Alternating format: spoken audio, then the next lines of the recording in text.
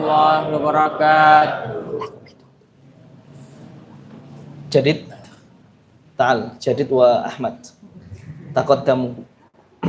Kita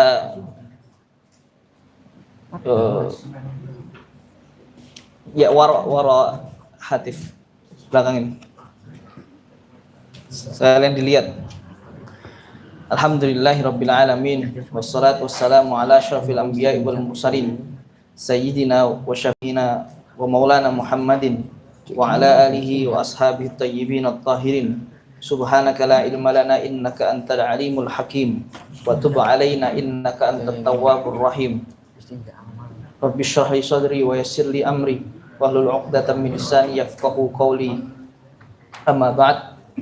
Ikhwani akhwati ayyuhat tullab wa talibat hafizakumullah. Hayya bina nabda darsana bil basmalah. Bismillahirrahmanirrahim. Alhamdulillah, satu teman kita insya Allah akan selalu di depan, namanya Muhammad Al-Fatih. Dan hari ini kita lihat dari penampilannya sangat bagus. Pertama pakai peci. Nah ini Tolib tuh pakai peci seperti Al-Fatih. Pakai jubah, itu putih apa abu-abu ya? Ya pokoknya rapi semuanya. Nah itu seharusnya Tolib itu seperti itu ya. Jadi nuntut ilmu, pakai pakaian terbaik, bukan pakai pakaian yang kayak mau main, apalagi tidak bawa catatan. Nah itu perlu diperbaiki. Nah hari ini member kita dari I'dadi Muhammad Al-Fatih dari Sukoharjo katanya, ternyata di depan dan pakai pakaian terbaik. Ya seharusnya penuntut ilmu kayak gitu, pakai peci, pakai jubah, pakai catatan, harusnya kayak gitu. Ya kalau kacamata opsional ya, kacamata ya opsional. Ya, yang putri rapi juga alhamdulillah. Cuman ini nggak tahu kenapa kok tengah tuh bolong tuh, harusnya dirapatkan softnya. Maju aja itu kelas 11. Maju semuanya. Baik, teman-teman sekalian, kita masuk di pelajaran yang baru, pelajaran ke-6 dari kitab ini yang terkait tentang syurutut thaharati anil hadatsaini, syarat-syarat bersuci dari dua hadas. Dari sini kita akan belajar beberapa hal. Yang pertama kita akan tahu apa itu pengertian syurut. Kita juga akan tahu syaratul islami wat tamyiz. Nah, tadi pagi Ustaz ngajar I'dadi itu. Kalau ada isim musanna kemudian dia diidhofahkan dengan isim yang kedua, maka nunnya dihapus.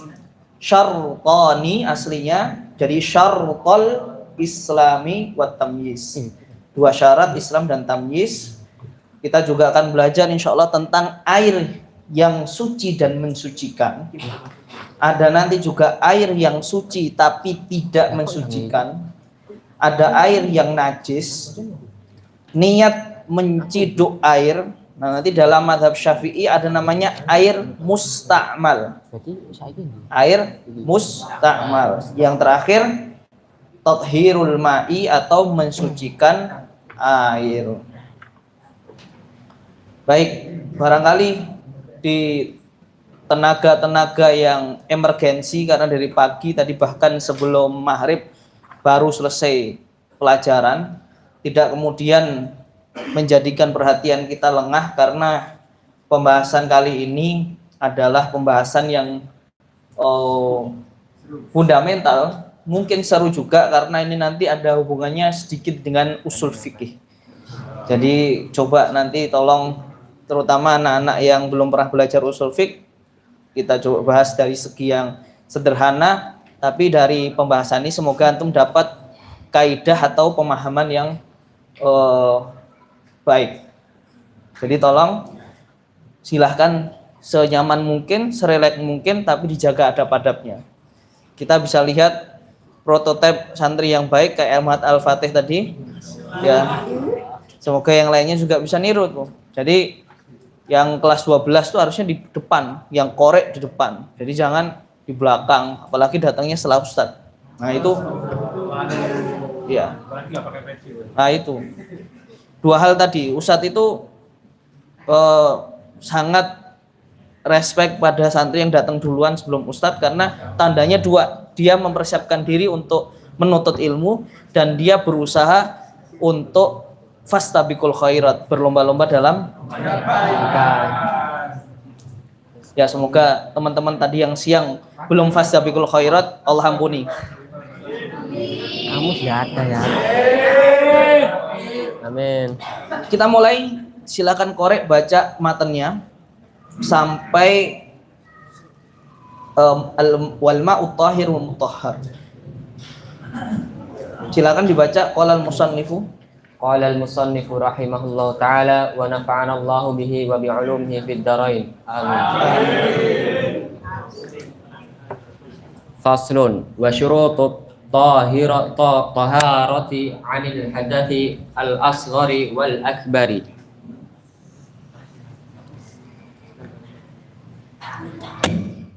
Baca aja, nggak usah terjemahkan. Ini matanya antum baca aja.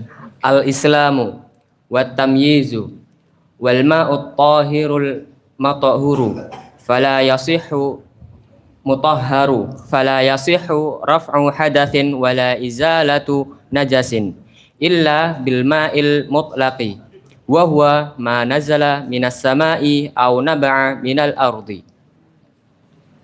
Wa idza taghayyara ta'mul ma'i aw launuhu aw rihuhu taghayyuran fahishan bi mukhalatati syai'in tahirin yastaghniyal ma'u anhu kazza'farani wal ushnani wal jissi wan nurati wal kuhli lam tujzit taharatu bihi wala yadurru taghayyuru bil mukthi awit turabi wat tuhlubi wa ma fi maqarrihi wa mamarrihi wala yadurru taghayyuru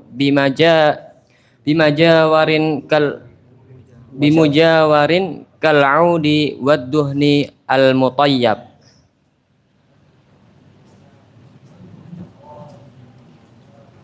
Wala tasihhu taharatu bima'in tutuhhira bihi min hadatsin aw najasin. Baik. Iqra asy-syarh.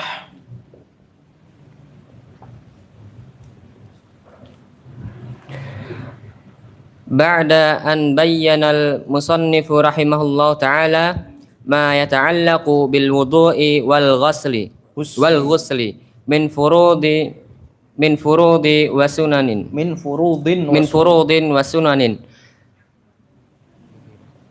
dzakara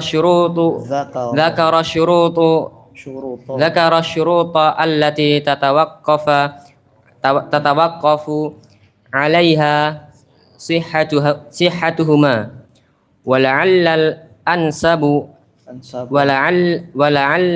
ansaba an taqaddama asyurutu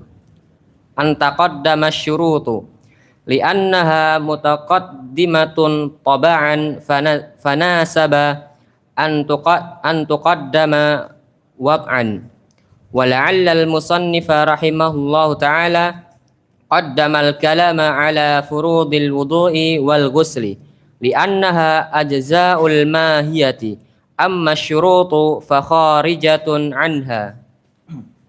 Baik. Setelah musannif rahimahullah ta'ala menjelaskan apa-apa yang terkait tentang wudhu dan juga mandi beserta rukun-rukun dan sunnahnya, musannif menyebutkan syarat-syarat yang tergantung pada keabsahannya atau kesahan keduanya.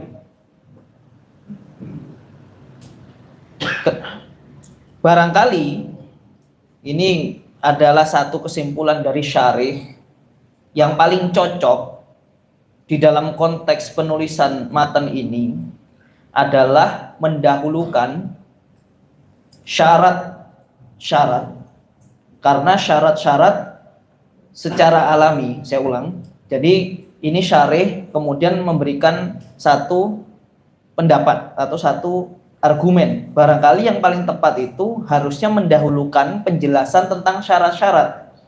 Kenapa? Karena syarat-syarat tersebut secara biasanya atau alaminya didahulukan.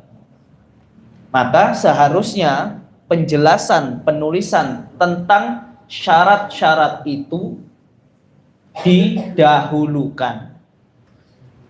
Jadi dari awal kita belajar matan ini, kita belum mendengarkan, membaca hal-hal yang terkait tentang syarat-syarat. Kita langsung masuk ke bab inti. Babnya tentang wudhu, rukun-rukun dan sunnah-sunnahnya. Kemarin bahas tentang mandi, rukun-rukun dan sunnahnya. Mana syarat-syarat kok nggak dibahas?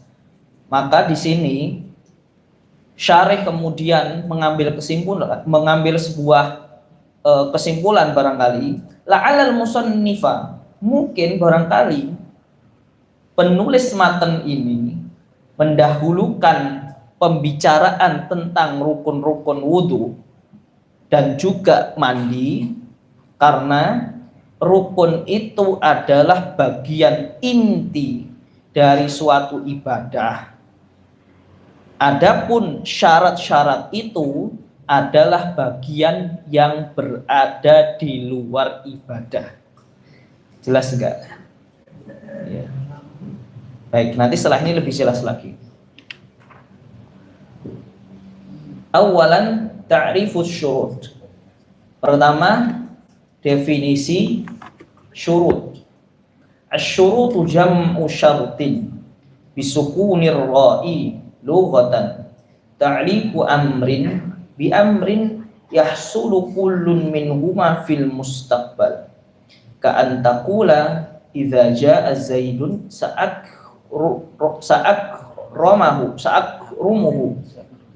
sa'ukrimuhu amma syaratu bi fathir ra'i fa huwa lughatan al-alamatu. Syurut itu jamak dari syaratin dengan mensukunkan huruf ra. Secara bahasa menggantungkan satu perkara dengan perkara yang lain, yang mana dengan perkara itu menjadikan suatu hal yang baru di kemudian hari. Misalnya ada orang, aku akan ketika Zaid datang, aku akan menghormatinya.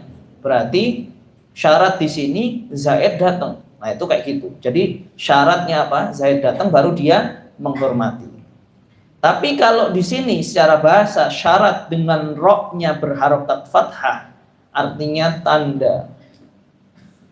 Kayak kemarin kita baca al-ghuslu artinya mandi, al-ghuslu artinya membasuh, al-ghislu sesuatu yang dipakai untuk membasuh, asy-syartu artinya artinya apa tadi?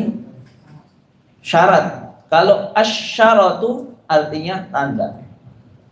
Nah, ini mulai masuk ke maksud yang berdasarkan ulama usul. Wa indal usuliyina ma yalzamu min adamihil adam wala yalzamu min wujudihi wujudun wala adamun lidzatihi. Asik ya? Ya, baik, masuk ke arti yang dimaksud dalam konteks usul fikih atau menurut pendapat para ahli usul. Sesuatu yang mana ketiadaannya meniadakan suatu hukum atau sebab dan keberadaannya tidak kemudian menentukan keberadaan hukum atau sebab tertentu. Itu namanya syarat. Jadi adanya suatu itu tidak kemudian meniadakan, atau sesuatu itu kalau ada, kalau tidak ada maka meniadakan hukum tertentu atau sebab, tapi keberadaannya tidak menjadikan suatu hukum atau sebab. Jelas ya? Kebalik apa enggak tadi? Satu ulang sekali lagi. Jadi syarat itu adalah sesuatu yang enggak adanya, ketiadaannya meniadakan hukum. Adapun keberadaannya tidak menjadikan keberadaan suatu hukum. Mana nih? Nanti jelasnya nanti di bawahnya. Contohnya, misaluhu satrul aurati syartun li sihhatis shalah. Menutup aurat itu syarat sahnya salat. Fayalzamu min adami satril aurati adamu sihhatis shalah. Maka kalau ada orang yang salat enggak nutup aurat, maka otomatis salatnya enggak sah. Tapi wala yalzam min kauni syakhs satiran li auratihi wujudi sholati wala adamuha. Tapi kalau ada orang yang nutup aurat, dia nggak harus sholat. Kalau orang sholat nggak nutup aurat, sah nggak sholatnya?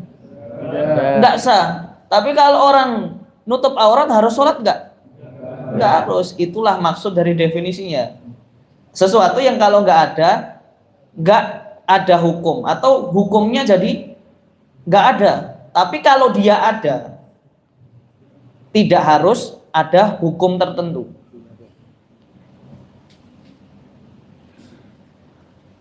Nah, dalam mazhab Syafi'i itu ada namanya syarat sah, ada namanya syarat wajib. Syarat sah tadi sudah disebutkan kan? Syarat sah itu sudah disebutkan tadi. Kalau syarat wajib itu mayalzam min wujudihi wujubil ibadah. Sesuatu yang ketika ada maka wajib ibadah itu. Misal orang kafir nggak wajib sholat, tapi kalau dia Islam wajib sholat. Maka syarat wajib sholat adalah seseorang yang mengaku dia Islam. Pertanyaannya, syarat itu masuk dalam rangkaian sholat atau di luar sholat? Di luar sholat. Kalau wajib sholat, kalau orang Islam wajib sholat. Kalau tidak Islam maka tidak wajib sholat. Maka itu namanya syarat wajib. Syarat sah, kalau mau sholat harus wudhu. Tapi kalau wudhu nggak harus sholat. Kamu wudhu nggak harus sholat. Wudhu kamu cuman mau membersihkan hadas. Wajib sholat enggak? Enggak. Tapi kalau kamu sholat harus wudhu enggak? Harus wudhu. Maka dengan pengertian syarat sah dan wajib ini semoga memperjelas bahwa di situ perbedaan antara rukun dengan syarat. Kalau rukun, misal rukun sholat itu membaca Al-Fatihah. Membaca Al-Fatihah di dalam apa di luar? Di dalam sholat. Maka rukun itu adalah bagian intisari dari suatu ibadah. Maka disebut rukun adalah sesuatu yang berada di dalam ibadah itu. Sudah ada yang terkapar ini, yang putri ini. Memang dia sukanya terkapar ya. Perlu mengatur nafas. Selain mengatur niat tuh badannya tegap, habis itu nafasnya diatur. Jadi menerima ilmu itu dengan semangat. Makanya saya bilang tadi dan saya disclaimer di awal kan, ini nanti ada hubungan dengan usul nih. Coba harus perhatian ini. Yang belum pernah belajar, semoga penjelasan sederhana dari Ustadz bisa dipahami. Selanjutnya, contoh lagi ini. Nah, di sini disebutkan juga Wa qaulul usuliyina lidzatihi qaidun kharaja bihi ma law lazimal wujudu awil adamu li syai'in akhar la lidzati syarti. Allah, semoga bisa difahami.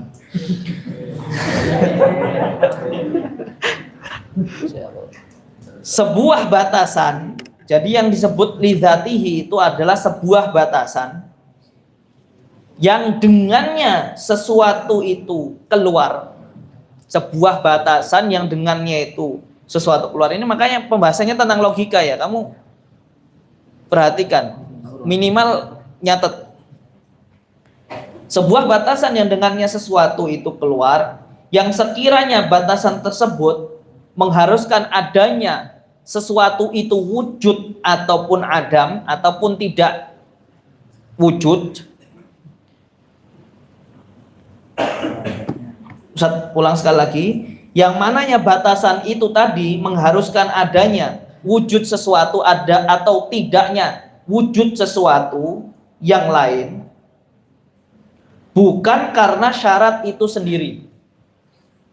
Contohnya, nanti kalau udah ada contoh pasti lebih mudah. Mithaluhu al-haulu wan nisabu syartani li wujubiz zakati. Haul dan nisab itu dua syarat wajibnya zakat. Kali, hai. Oke. Haul dan nisab adalah dua syarat wujubnya zakat. Berarti kalau syarat itu tadi di luar apa di dalam? Di luar. Haul itu adalah periode durasi 1 tahun. Nisab itu adalah batasan minimal sebuah atau harta. Batasan harta itu namanya nisab. Haul itu tadi periode atau durasi waktu. Wa ma'adzalika qad yablughul malu nisaban wa yahulu alaihi al-haulu wa la tajibu fihi zakatu liwujudid daini faluzumul adami laisa min haitsu dzati syarti bal liwujudil mani'. Mafhum? La. Nah tadi kita udah tahu syarat wajibnya zakat itu ada nisab sama ada apa? Haul. Kita ibaratkan zakat apa? Yang ada haul dan nisab. Zakat emas misalnya. Haulnya 1 tahun, 12 bulan. Nisabnya 20 dinar. Wis, 20 dinar itu berapa? 1 dinar itu 4,25 gram. 4,25 dikali 20 berapa?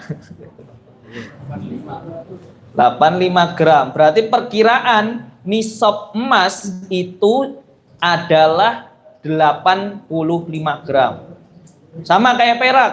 Haulnya 1 tahun. Nisabnya 200 dirham.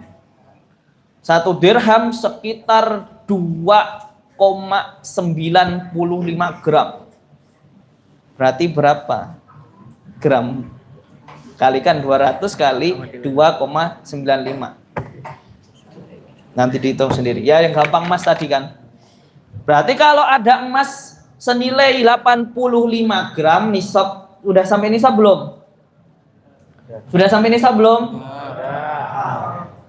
Dan dia berada di tempat seseorang, ngendap di tempat seseorang 1 tahun. Berarti harus dikeluarkan nggak zakatnya itu? Sudah harus dikeluarkan. Tapi ada masalah lain di luar syarat itu. Ternyata dia punya utang. Maka yang dilakukan mengeluarkan zakat atau membayar utang? Maka kewajiban zakat tadi kemudian tidak di cancel karena ada satu penghalang dari unsur di luar syarat tadi, yaitu adanya utang. Itulah maksud dari perkataan penulis tadi lidzatihi. Jadi sesuatu yang kemudian menghalangi itu bukan dari syaratnya itu sendiri, tapi dari unsur lain yang di luar syarat.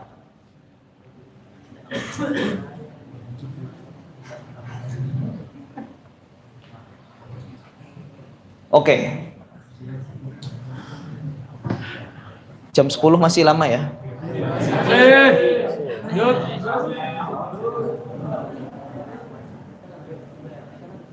Sampai sini ada yang mau ditanyain dulu nggak sebelum Ustadz lanjut ini?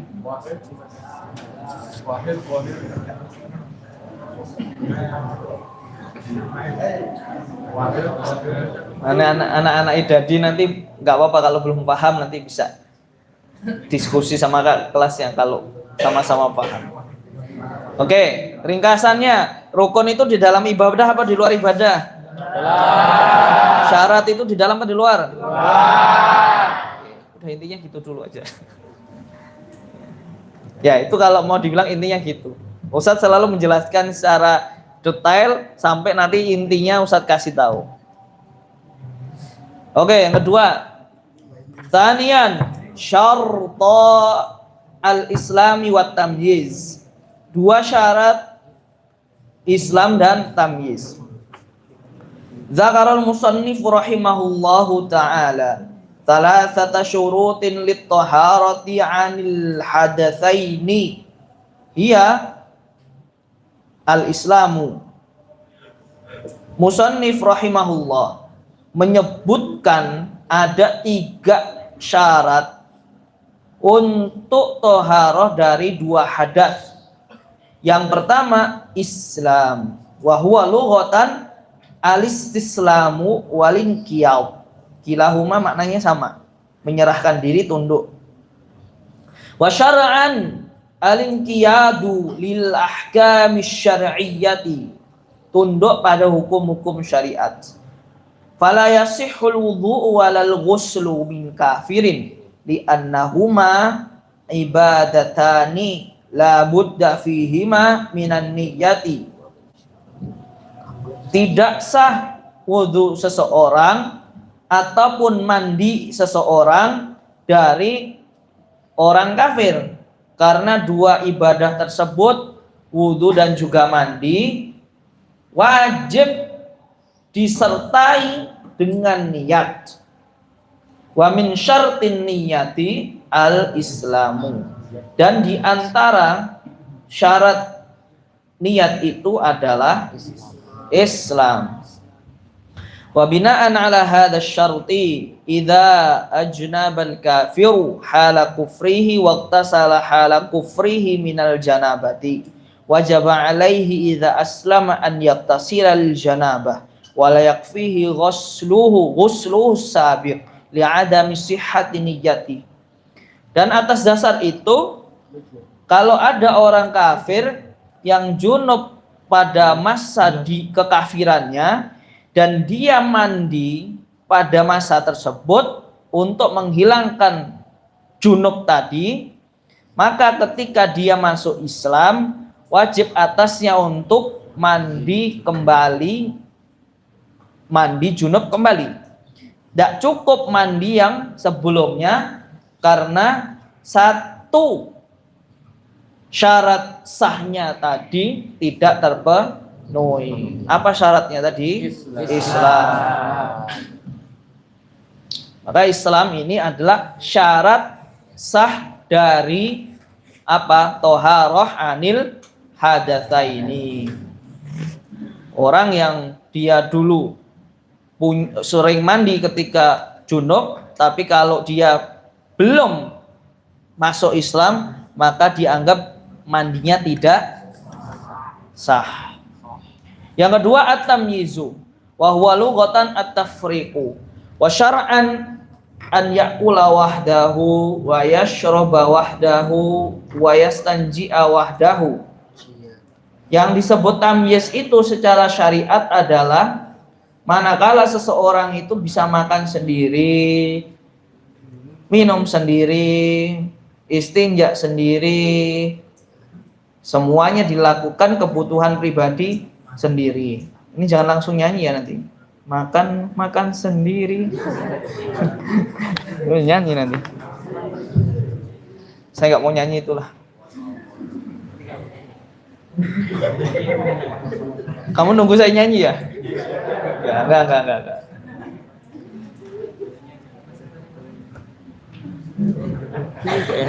Wakila an yafhamal khitab wa yuhsinal jawab.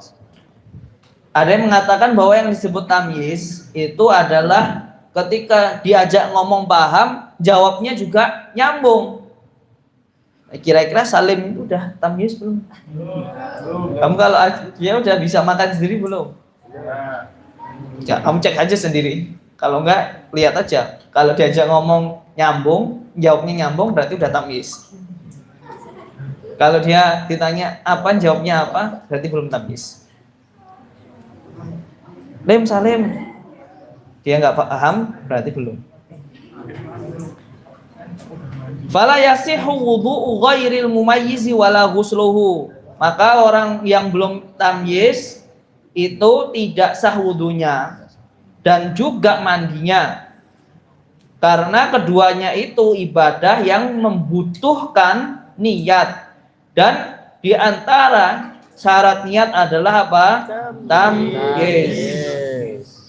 Nah, ini dikasih contoh. Wa bina'an 'alaihi lau ajnabal majnunu faqtasala hala jununihi wajaba 'alaihi idza afaqa an yaqtasila lil janabati wa la yakfihi ghusluhu as-sabiqu li'adami sihhati niyyatihi. Dan atas dasar itu, kalau ada orang gila ODGJ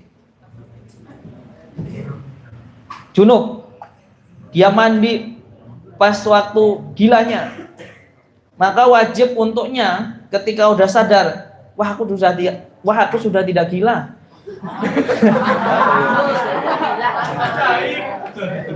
Gimana ya? Ini agak aneh sih, tapi ya penjelasannya gitu. Ya gitu pokoknya lah. Dia sadar udah nggak gila lagi, maka dia wajib untuk ngulangi mandinya. Nggak cukup dengan mandi sebelumnya, karena tidak adanya syarat syah dari niat tersebut. Paham kita?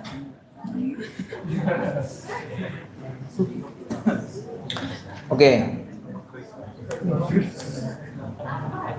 Terakhir lah sebelum ditutup. Wa hadzani syartani la budda minhuma fi kulli ibadatin. Dua syarat itu tadi, apa itu? Islam dan tamyiz harus ada di setiap ibadah. Jadi kalau orang yang ibadah hilang salah satu syaratnya, dia Islam tapi nggak mumayyiz, atau dia mumayyiz tapi nggak Islam, maka nggak terpenuhi syarat sah dari suatu ibadah. Wa fi qaulil musannifi rahimahullahu taala syurutut taharati anil hadatsil asghari wal akbari isyaratun ila anna hadhil asya'a la tusaratu fi izalatin najasati fatasihhu izalatun najasati minal kafiri wal majnuni li anna niyyata laysat syartan fi izalatiha. Dari makna yang disampaikan oleh musannif tersebut, bahwa syarat-syarat toharoh dari hadas kecil dan besar itu menyertakan dua hal tadi, itu menjadi isyarat bahwa tidak adanya syarat Islam ataupun tamyiz dalam menghilangkan najis. Kamu coba pahami, orang yang mau bersuci itu dengan orang yang kena najis itu suatu yang berbeda. Jadi gini, kalau orang yang mau bersuci harus hilang najis di dalam tubuhnya atau yang dipakai. Jadi kalau bersuci tadi syaratnya dua, Islam dan tamyiz, menghilangkan najis daripada badan dan pakaian, tidak ada syarat keduanya. Jadi yang penting kalau dia sudah hilang ainun najasahnya, bendanya yang menempel ataupun tanda-tandanya, entah baunya, entah zatnya, entah bentuknya, maka itu sudah sah tanpa perlu syarat apa?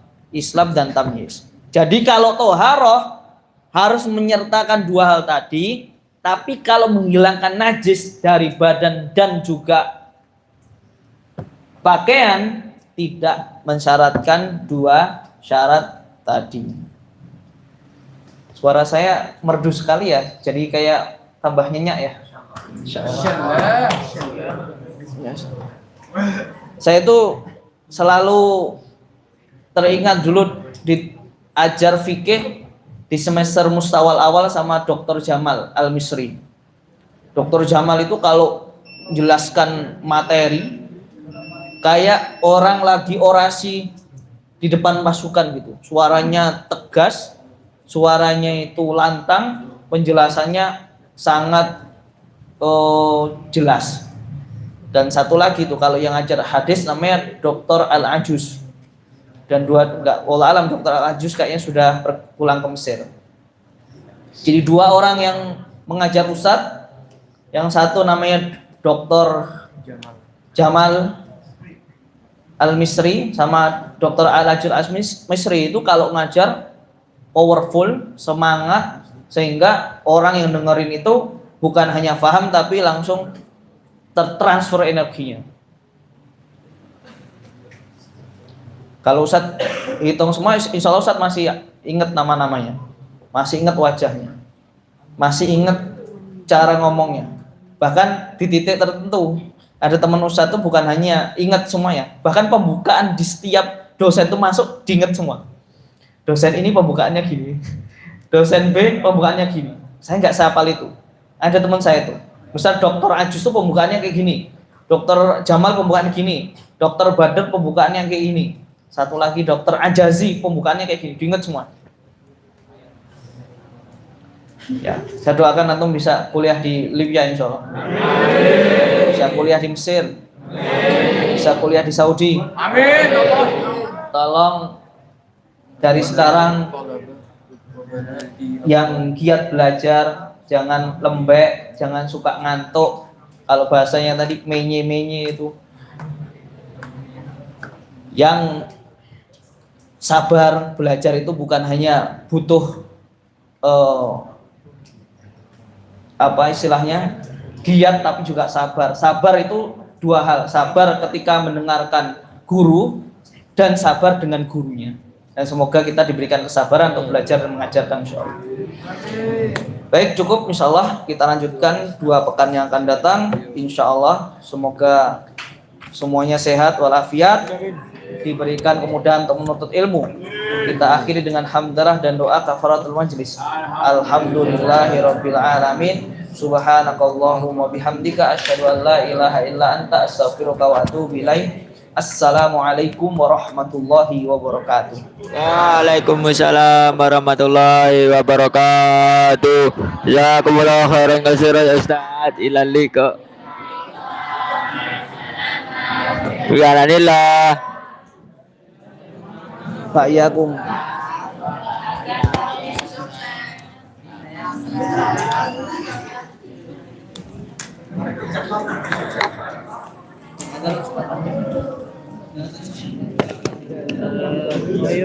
Siapa yang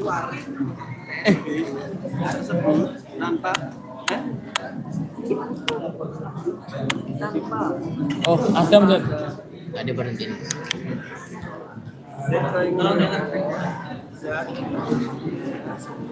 Ini berhentinya gimana? Nah.